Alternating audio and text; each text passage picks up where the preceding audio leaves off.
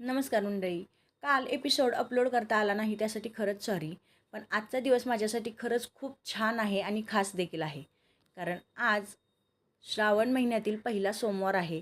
त्याचबरोबर नागपंचमीचा सण देखील आहे. त्या सणानिमित्त आणि श्रावणातील पहिल्या सोमवारच्या तुम्हा सर्वांना खूप खूप शुभेच्छा. त्याचबरोबर आज माझा वाढदिवस देखील आहे. माझा वाढदिवस सोमवारी आला याचा मला खरंच खूप आनंद आहे.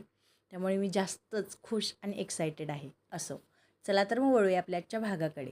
सई अजूनही त्या फोटोसमोर उभी होती. अनघांच्या शेवटच्या शब्दांनी तिच्या मनात असंख्य प्रश्न निर्माण झाले होते. डॅडनी मला कोणापासून वाचवलं होतं? तिने तो फोटो पुन्हा हातात घेतला. सई म्हणाली, मॉम, मला आज सगळं जाणून घ्यायचं आहे. अनघांनी तिच्याकडे पाहिलं. त्या म्हणाल्या, सई, काही सत्य समोर येण्यासाठी योग्य वेळ लागतो. सई म्हणाली, पण माझ्या आयुष्याबद्दलचं सत्य जाणून घेण्याचा अधिकार मला आहे. अनघा काही क्षण शांत राहिल्या. मग त्यांनी फक्त एवढंच म्हटलं, तुझ्या डॅडना तू सुरक्षित राहावी असंच वाटत होतं. सईला जाणवलं होतं की मॉम अजूनही सगळं सांगत नाही आहेत. पण यावेळी तिने आग्रह केला नाही. तिने तो फोटो परत फाईलमध्ये ठेवला. ठीक आहे मॉम, पण आता मी स्वतः शोधेन. तिने स्वतःशीच निर्धार केला. त्या रात्री सई आपल्या खोलीत एकटीच बसली होती. तिच्या मोबाईलमध्ये आलेले मेसेजेस अजूनही तसेच होते आणि ते एन्व्हलप देखील तिच्या समोर ठेवलं होतं. सईने दोन्हीमधील मेसेजेस पुन्हा वाचले. तिच्या मनात एक गोष्ट स्पष्ट झाली होती. ज्याने हे मेसेज पाठवले होते त्याला समोरच्या कामाबद्दल अशी काही माहिती होती. त्याचबरोबर त्याला समोरच्या भूतकाळाबद्दलही काहीतरी माहीत होतं. तेवढ्यात तिची नजर तिसऱ्या मेसेजवर गेली. राजवर्धन राठोडला याबद्दल काहीही सांगू नका. सई काही क्षण शांत राहिली. राजवर्धनचं नाव यात का? तिला उत्तर मिळत नव्हतं. पण एक गोष्ट तिला जाणवत होती. या व्यक्तीला राजवर्धन आणि समोरच्या प्रकरणामधला काहीतरी संबंध माहीत होता आणि कदाचित राजवर्धनला सांगितल्यावर सईला मिळणारं सत्य बदललं असतं. तेवढ्यात आणखी एक मेसेज आला. यावेळी फक्त एक ॲड्रेस आणि खाली एक छोटीशी ओळ. उशीर करू नका. काही सत्य फक्त अंधारात सांगता येतात. सईने ॲड्रेस पाहिला. शहराच्या बाहेरचा एक जुना इंडस्ट्रीयल परिसर. तिने काही क्षण विचार केला. मग मोबाईल बाजूला ठेवला. ती स्वतःशीच म्हणाली, मला घाबरवून घरी बसवण्याचा प्रयत्न आहे. पण मी समर परांजपेंची मुलगी आहे. ती उठली. सत्य जर तिथे असेल तर मी तिथे जाईन, असं म्हणत ती तिथून निघाली. काही वेळाने सई त्या ॲड्रेसवर पोहोचली. समोर एक जुनं बंद पडल्यासारखं ऑफिस बिल्डिंग होतं. आजूबाजूला पूर्ण शांतता. सईने कारमधून उतरून इमारतीकडे पाहिलं. क्षणभर तिच्या मनात विचार आला, कदाचित हा सापळा असेल. पण तिने स्वतःला सावरलं. सापळा असेल तर तो कोणासाठी तेही कळेल, असं म्हणत ती आतमध्ये गेली. हॉलमध्ये अंधार होता. फक्त दूर एका खोलीत मंद प्रकाश दिसत होता. सई सावधपणे पुढे गेली. अचानक तिच्या मागचा दरवाजा धाडकन बंद झाला. सईने मागे वळून पाहिलं, पण तिच्या चेहऱ्यावर भीती नव्हती. सई म्हणाली, मला इथे बोलावलंय त्यामुळे समोर या. अंधारातून एक आवाज आला. तू एकटीच आलीस? सई म्हणाली, तुम्ही तसंच सांगितलं होतं. आता लपण्याचं काहीही कारण नाही. एक व्यक्ती हळूहळू प्रकाशात आली. चेहरा अजूनही पूर्णपणे स्पष्ट दिसत नव्हता. तो म्हणाला, तुझ्या वडिलांनी जे सुरू केलं होतं ते तू पूर्ण करू नकोस. सईच्या डोळ्यात संताप उसळला. माझ्या वडिलांनी काय सुरू केलं होतं? ती म्हणाली. तो व्यक्ती काही क्षण शांत राहिला. मग म्हणाला, ज्या गोष्टीचा शेवट त्यांनी केला नाही तो शेवट करण्याची किंमत तुला मोजावी लागेल. सई एक पाऊल पुढे आली. धमक्या देणं सोपं असतं, पण माझ्या वडिलांचं नाव घेऊन मला घाबरवणं तितकं सोपं नाही, ती हिमतीने आणि ठामपणे म्हणाली. तो व्यक्ती हलकसा हसला. तुझ्यात समोरचीच जिद्द आहे. सईने त्या व्यक्तीकडे रोखून पाहिलं. मग माझ्यासमोर सत्य ठेवा, ती म्हणाली. तिने समोरच्या टेबलवरील एक फाईल उचलली. त्यावर परांजपे ग्रुपचा जुना लोगो होता. तिच्या डोळ्यात आश्चर्य उमटलं. ही फाईल इथे कशी? तो व्यक्ती काहीही बोलला नाही. सईने फाईल उघडली. पहिल्याच पानावर समरची सही होती. पुढच्या पानांवर काही जुने बिझनेस ट्रान्झॅक्शन आणि एका ठिकाणी राठोड ग्रुपचं नाव दिसलं. सई थिजली. तिने पुन्हा तो कागद पाहिला. राठोड ग्रुप? तिच्या मनात लगेच राजवर्धनचा चेहरा आला. म्हणूनच त्या मेसेजमध्ये त्याचं नाव होतं, असा विचार तिच्या डोक्यात आला. पण त्या व्यक्तीने राजवर्धनबद्दल थेट काहीही सांगितलं नाही. फक्त एवढंच म्हणाला, काही नाती जवळून पाहिली तर वेगळी दिसतात आणि काही सावल्या दुरूनच ओळखायला हव्यात. सईने हातातील फाईल घट्ट पकडली. ती म्हणाली, माझ्याशी कोड्यात बोलू नका. राजवर्धनचा आणि या सगळ्याचा संबंध काय? समोरचा माणूस शांत राहिला. त्याने फक्त एक वाक्य उच्चारलं, ज्याच्यावर तू विश्वास ठेवायला सुरुवात केली आहेस, कदाचित त्याच्यापासूनच तुझ्या वडिलांनी तुला दूर ठेवण्याचा प्रयत्न केला होता. सई काही क्षण स्तब्ध झाली, पण पुढच्याच क्षणी तिच्या चेहऱ्यावर पुन्हा निर्धार आला. मी कोणावर विश्वास ठेवायचा आणि कोणावर नाही हे तुम्ही ठरवणार नाही. सत्य दाखवा, मग मी निर्णय घेईन. समोरचा माणूस काही क्षण तिच्याकडे पाहत राहिला आणि पहिल्यांदाच त्याच्या चेहऱ्यावरचं स्मित नाहीसं झालं. कारण त्याला जाणवलं होतं, सईला घाबरवणं त्याला वाटलं होतं तितकं सोपं नव्हतं. आणि सईला अजून हे माहीत नव्हतं, या जुन्या फाईलमध्ये असलेलं पुढचं पान तिच्या आयुष्यातील सगळ्यात मोठा प्रश्न उभं करणारं होतं. सईच्या हातात ती जुनी फाईल अजूनही होती. समोर उभ्या असलेल्या व्यक्तीच्या चेहऱ्यावर आता आधीसारखा आत्मविश्वास नव्हता. सईने फाईलमधील शेवटचं पान पाहिलं आणि पुन्हा त्याच्याकडे पाहिलं. सई म्हणाली, माझ्या डॅडचं नाव या सगळ्यात का आहे? तो काही क्षण शांत राहिला. सईने पुन्हा विचारलं, आणि मला इथे बोलावण्याचं कारण काय? तो हळू आवाजात म्हणाला, कारण तुझ्या वडिलांनी जे सुरू केलं होतं त्याचा शेवट तू करू नयेस. सईच्या भुवया उंचावल्या. मी? मला या सगळ्याबद्दल काहीच माहिती नाही. तो व्यक्ती तिच्याकडे पाहत म्हणाला, म्हणूनच तुला वाचवण्यासाठी तुझ्या वडिलांनी इतकी वर्ष हे सगळं तुझ्यापासून लपवलं. सई काही क्षण स्तब्ध झाली. मग मला सगळं सांगा. तो व्यक्ती काही बोलणार इतक्यात बाहेरून अचानक गाडी थांबण्याचा आवाज आला. त्याचा चेहरा क्षणात बदलला. तो दरवाजाकडे पाहू लागला. सईने ते ओळखलं. काय झालं? तिने विचारलं.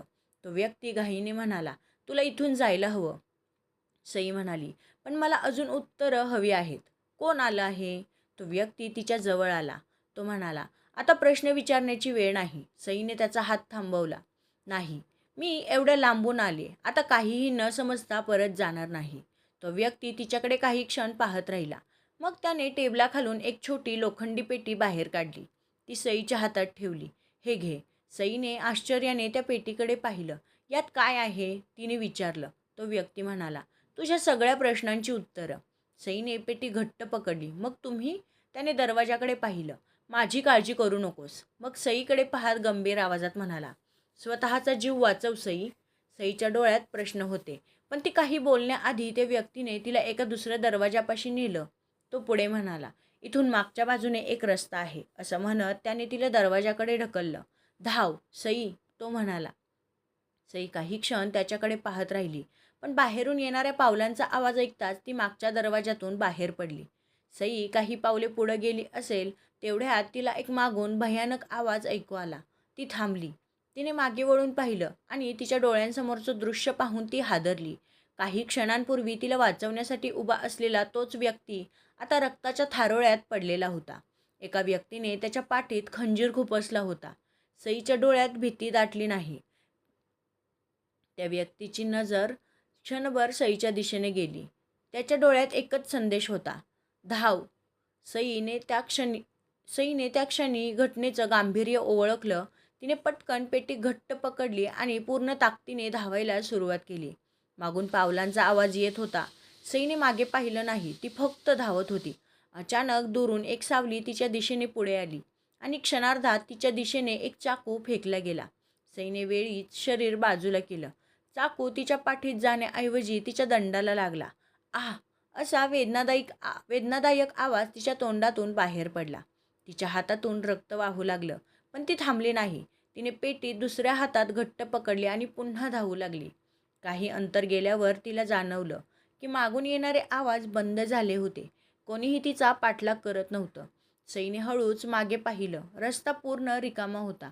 तिने सुटकेचा निश्वास सोडला, पण तिच्या दंडातून सतत रक्त वाहत होतं. तिने पेटी दुसऱ्या हातात घट्ट पकडली, पण तिच्या डोळ्यातून अचानक अश्रू ओघळले. काही क्षणापूर्वी तिच्यासाठी कोणीतरी स्वतःच्या अंगावर वार झेलला होता आणि ती त्यांना वाचवू शकली नव्हती. सई स्वतःशीच म्हणाली, तुम्ही मला वाचवलंत, पण मी तुम्हाला वाचवू शकले नाही. तिचा आवाज अश्रूंनी भरून आला. तरीही ती थांबली नाही. ती बेभान होऊन पुढे धावत राहिली. तिला आता फक्त त्या जागेपासून दूर जायचं होतं. काही वेळाने रस्ता एका वळणावर आला. सईला समोरून येणाऱ्या गाडीची कल्पनाच आली नाही. अचानक ब्रेकचा जोरदार आवाज झाला. सई गाडी समोर आली. ड्रायव्हरने क्षणार्धात ब्रेक दाबला. गाडी वळणावर असल्यामुळे तिचा वेग आधीपासूनच कमी होता, पण तरीही सई स्वतःला सावरू शकली नाही. तिच्या जखमेतून रक्त वाहत होतं, शरीर थकून गेलं होतं आणि काही क्षणांपूर्वी घडलेल्या भयानक घटनेने तिचं मन पूर्णपणे हादरलं होतं. ती येऊन गाडीला धडकली आणि रस्त्यावर कोसळली. क्षणात तिच्या डोळ्यांसमोर अंधार पसरला आणि सई बेशुद्ध झाली. गाडीमध्ये राजवर्धन आणि विहान होते. त्या दोघांनाही अजून कल्पना नव्हती की रस्त्यावर पडलेली मुलगी इतर कोणीही नसून सई आहे. राजवर्धनने विहानकडे पाहिलं. तो म्हणाला, विहान, तुला एक मुलगी दिसली नाही का? विहानने गाडी थांबवली. तो म्हणाला, बॉस, गाडीचा वेग खूप कमी होता. धक्का लागला असेल तरीही फार दुखापत झाली नसावी. राजवर्धनने त्याच्याकडे पाहिलं. बास, आता त्या मॅडम ठीक आहेत की नाही ते बघूया. दोघेही गाडीतून खाली उतरले. विहान सईजवळ गेला. तिच्या चेहऱ्यावर केस आले होते, त्यामुळे तिचा चेहरा स्पष्ट दिसत नव्हता. विहान म्हणाला, मॅडम, तुम्ही ठीक आहात ना? हॅलो, प्लीज काहीतरी बोला. पण समोरून कोणतीही प्रतिक्रिया आली नाही. राजवर्धन पुढे आला.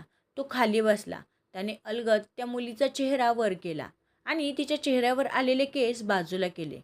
क्षणभर त्याच्या पायाखालची जमीनच सरकली. राजवर्धनच्या चेहऱ्यावरचे भाव गोठले. विहानही जवळ आला. दोघांच्या तोंडून एकाच वेळी शब्द निघाला, सई. राजवर्धनच्या चेहऱ्यावरचा धक्का क्षणात काळजीत बदलला. सई. त्याने तिच्या खांद्याला हलकं हलवलं. सई, डोळे उघडा. पण सईने कोणतीही प्रतिक्रिया दिली नाही. विहानची नजर तिच्या हाताकडे गेली. तो घाबरलेल्या आवाजात म्हणाला, बॉस, सई मॅडम इंजर्ड आहेत. त्यांच्या हातातून खूप रक्त येतंय. राजवर्धनने लगेच आपला रुमाल काढला आणि तिच्या जखमेवर घट्ट बांधला. राजवर्धन म्हणाला, आपल्याला एक मिनिटही वाया घालवायचं नाही. त्याने सईला अलगद आपल्या हातात उचलून घेतलं. विहानने आजूबाजूला पाहिलं. त्याची नजर त्या छोट्या पेटीवर गेली. त्याने ती पेटी उचलली आणि गाडीमध्ये ठेवली. लगेच ड्रायव्हिंग सीटवर बसला. राजवर्धन सईला आपल्या हातात घेऊन मागच्या सीटवर बसला. तो म्हणाला, विहान, कार फार्म हाऊसकडे घे. विहान म्हणाला, हो बॉस. गाडी वेगाने निघाली. राजवर्धनने लगेच डॉक्टरांना फोन केला. राजवर्धन म्हणाला, डॉक्टर, ताबडतोब फार्म हाऊसवर या. एक इमर्जन्सी आहे. फोन ठेवून त्याची नजर पुन्हा सईवर गेली. तिच्या चेहऱ्यावर वेदना होत्या. राजवर्धनने तिच्या कपाळावर आलेले केस अलगद बाजूला केले. सई, मी तुम्हाला काहीही होऊ देणार नाही, तो म्हणाला. साधारण 10 मिनिटात गाडी फार्म हाऊसवर पोहोचली. राजवर्धनने सईला उचलून आत नेलं. डॉक्टर आधीच तिथे पोहोचले होते. त्यांनी लगेच तिची ट्रीटमेंट सुरू केली. विहान बाहेर उभा होता. राजवर्धन मात्र तिच्यापासून नजर हटवत नव्हता. काही वेळाने डॉक्टरांनी तिच्या हाताची जखम तपासली. डॉक्टर म्हणाले, जखम खोल नाही, पण रक्तस्राव बराच झाला आहे. आता काळजी करण्यासारखं काही कारण नाही. राजवर्धनने सुटकेचा निश्वास सोडला, पण त्याची नजर अजूनही सईवरच होती. तेवढ्यात दरवाजा उघडला गेला. विहान हातात ती लोखंडी पेटी घेऊन आत आला. त्याने ती टेबलावर ठेवली. राजवर्धनची नजर पेटीकडे गेली, मग बेशुद्ध सईकडे. त्याच्या चेहऱ्यावर एक गंभीर प्रश्न उमटला. सई त्या अवस्थेत कुठून आली होती आणि तिच्या हातात असलेली ही पेटी नेमकी कोणती गोष्ट लपवत होती? विहानने राजवर्धनकडे पाहिलं. तो म्हणाला, बॉस, मला वाटतं सई मॅडमसोबत आज काहीतरी खूप मोठं घडलंय. राजवर्धनची नजर त्या पेटीवर स्थिरावली. हो विहान, आणि आता ते आपल्याला शोधावंच लागेल. तर मित्रांनो, आपला आजचा भाग इथेच संपत आहे. हा भाग तुम्हाला कसा वाटला हे मला कमेंट करून सांगायला विसरू नका. त्याचबरोबर चॅनलवर नवीन असाल तर चॅनलला सबस्क्राईब करा. अनोळखीतूचा रोमॅन्टिक आणि रोमांचक प्रवास चुकवायचा नसेल तर आत्ताच प्रेमाची दुनिया या चॅनलला सबस्क्राईब करा. त्याचबरोबर व्हिडिओ आवडल्यास व्हिडिओला लाईक आणि शेअर करायला विसरू नका. आणि आज संध्याकाळी 5:30 वाजता एक नवीन स्टोरी अपलोड होणार आहे, ती देखील नक्की पहा.